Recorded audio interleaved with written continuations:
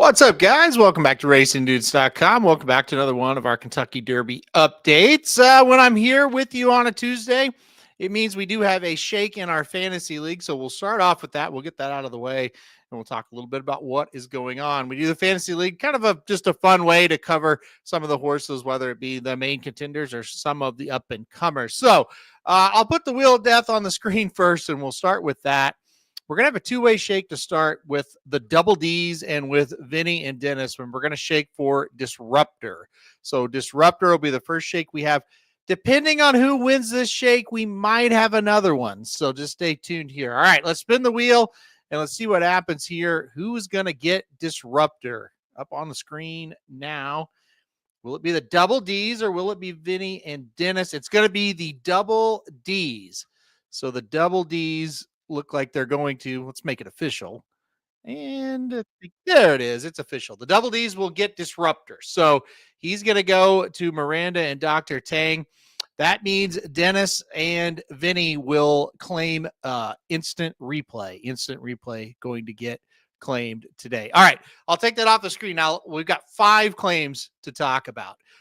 Dan and Michael have claimed Flood Zone, and they will drop Donut God. So Donut God off the team, Flood Zone on. Let's talk Flood Zone for a second. He won the Gotham Stakes in pretty impressive fashion. He did receive a 98 Beyer speed figure for that effort. Now, here's the deal. It ends up being the second best Beyer speed figure of the 3 because Sovereignty got downgraded to a 95. Let's talk about that more in a second. I want to talk about Beyers and the validity of Beyers in 2025 in a second, but let's go through the claims real quick. Flood Zone gets the job done in the Gotham, and now he's on Dan and Michael's team. Vinny and Dennis will now will claim instant replay and will drop Vassimo. So instant replay going to Vinny and Dennis. They drop Vassimo. Shoddy and Davey, they have claimed a horse, Tis Secure, a horse that won a maiden special weight for Bob Baffert on Friday of last week.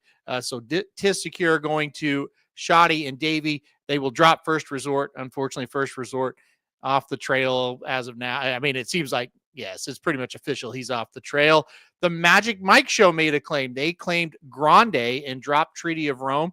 Grande, a winner last time out at Gulfstream last weekend. Also, I believe that was on Friday as well. A nice win for Todd Pletcher. He will. That was an allowance race. He sounds like he's going to go maybe to the Florida Derby. And then the double Ds, like you just saw, claimed Disruptor and dropped Ferocious. Of course, Ferocious off the trail as well. Disruptor, a really nice maiden special weight win for him. Look, it was, or I should say, a nice allowance and a nice maiden. Second in a maiden special, third in a maiden special weight, and then won a maiden in his second race. I'll get it right. So anyway, Disruptor, a team that or a horse that I think is going to be really good for Todd Pletcher. I actually, if I was going to claim one, that would be the one. And it would have been Disruptor. I thought he was very, very, very impressive. All right, so those are the 5 horses that got claimed. I want to talk about the Beyer speed figures and the validity of Beyer speed figures for a second, because I'm starting to really just toss them in a way. And I don't want to be negative towards the Beyer speed figures in general, because I do think they were a revolutionary concept that Andy Beyer and whoever at DRF, Andy Beyer was behind them. I'm sure he had a little bit of help. They developed numbers. We never had numbers before them, and they're great for that. I mean, but I just look at how these things are put together sometimes and think that's just kind of strange to me. Like this is the second time a major horse got moved or a Beyer speed figure changed. Rodriguez got upgraded greatly for that maiden special weight where he won.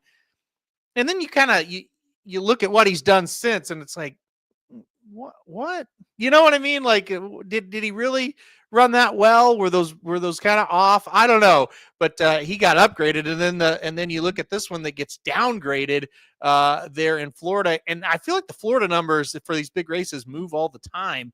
I don't know. It could be timing problems with these tracks. I'm not sure, but I'm like everybody else. When those Beyers come out, I'm texting people about them and we're talking about them, but are they talking points anymore? Really? I guess yes, because I'm sitting here talking about them. So they are a talking point, but I just don't know. I just hate when you put out a number and you publish a number and then you take that number back. I think one way to, like, the positive to look at is like, hey, they're constantly working on these things.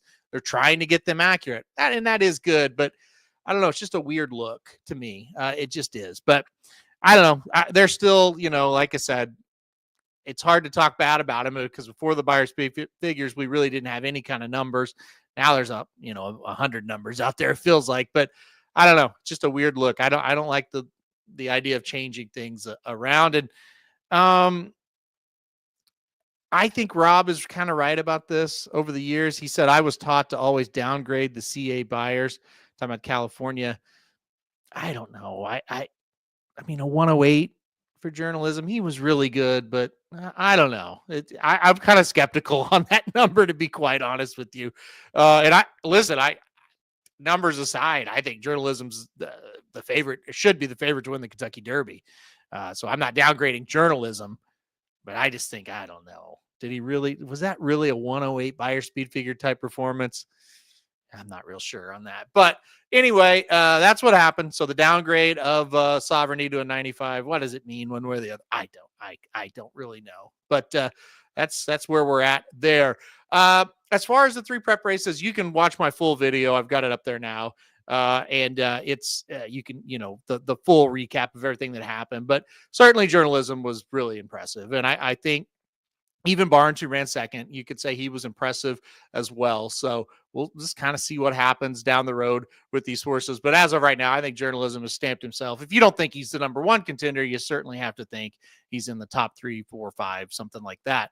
One thing I want to note, and there's going to be a very interesting discussion on Barnes coming up on Talking Track. So if you missed it, last week was the debut of Talking Track on our YouTube page. So it's Ryan Stillman and I do a show. It's about a 40-minute show, and we debuted it on the page last week. This week is interesting. We had Ryan interviewed a pedigree expert, and he's going to talk just pedigree-wise about journalism and about Barnes and about Sovereignty as well. The discussion on Barnes is very interesting. I don't want to get fully into it because I want you to watch Talking Track, number 1. And number 2, I don't want to spoil it because I just think let's let this guy who is a kind of a, he's pretty darn sharp at pedigrees. He really lays out some interesting things about all 3 of these horses, especially Barnes. So Barnes kind of a polarizing horse right now where I don't know, can he get the distance? Can he not? There's some good stuff on that show. So make sure to watch that show. It should be out Thursday evening, I would imagine, on our YouTube page. So, and you'll be able to find it as well. So it'll be pretty interesting to see what happens there. But yeah, both those horses ran well. I thought Sovereignty, Bill Mott before the race was saying, I don't think this horse is quite ready for this race. I don't think we'll see his best. He was still able to win.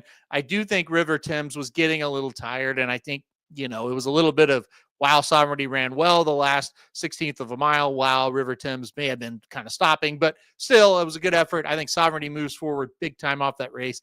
He's a huge contender as well. And then Flood Zone, a horse that got claimed today. You can't really say anything bad about him. I mean, that was a pretty strong effort there in the Gotham. And Sand Devil was second, and, he kind of ran his race and got beat. So we'll see what happens down the road with those horses. All right, one last thing to talk about coming up this weekend. It will be the Tampa Bay Derby coming up on Saturday at Tampa Bay Downs, of course. They're one of the last tracks that they do not draw the race before Wednesday. So used to in racing, almost every Saturday card was drawn on Wednesday. All these tracks have moved to where it's on a week before or 6 days before or even 5 days before. On Monday, they'll draw for a Saturday race. Tampa's one of the ones we're having to wait. And it's so dumb because we kind of understand and know who's going to be there. It's not really a secret, but we don't know, exact post positions or jockeys or things like that. It's just like, just draw the race, guys. And if you want to draw your Saturday card on Wednesday, normally that's fine. But when it's a big day like the Tampa Bay Derby or the Sam F. Davis, draw it a couple of days earlier. It'll help. It helps with promotion and everything like that. So anyway, we can't really talk about it. We do know Patch Adams is going to be there. Chancellor McPatrick, Hill Road. So those are kind of your headliners. Owen Almighty should be another headliner I mentioned as well, second in the Sam F. Davis. So we kind of know the field-ish. We know the headliners. So I'll have a full preview of that out coming up just a little bit later in the week, probably Wednesday night, Thursday morning, instead of you saw last week, they were all up on Sunday or Monday. So, a couple extra days to promote for your big day. I think you would want to do that. So hopefully Tampa joins the rest of the world soon. All right. We'll get a few of these comments here. I saw a lot of them coming in. I'm trying to find one that I really wanted to. Ryan's sister is swiped pretty well. So Ryan's sister does we do something called swiping with my sister on Talking Track, and basically what happens is he shows her more than just the one picture, but we'll put one picture up on the screen, and I have to guess if she swiped left or right. And so that's been a fun thing. She's been pretty solid so far. So she's actually knows horses extremely well. So that's kind of something to look forward to with swiping with my sister. That'll come up this week. And we've got 4 horses that she'll swipe on this week. And tune in to see where she swipes and what she does. Yeah, big news from the Todd Pletcher Barn Showcase, a horse a lot of people really love and think is going to be really good. He did finally have a workout, so we'll see where he goes. I would say he's 2 months probably away from a race, but not a Triple Crown horse, but maybe a late summer horse for sure. All right. That'll do it for this week, guys. We'll probably be back next week with another. I know I'll be back with my regular video for another update.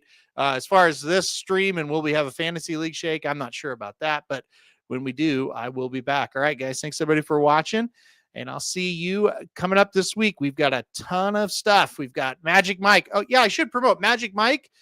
Samich hit a $2,300 ticket. He gave it out for free on Magic Mike Show, so make sure to watch that. We do have Talking Track. Like I said, that'll come out. Blinkers Off will come out as well. Dudes Who Bet Sports, we'll be talking about college basketball a lot, and we'll also be talking about the Tampa Bay Derby a little bit as well. So there's a lot of stuff coming up this week. All right, guys, thanks everybody for watching. We'll see y'all later.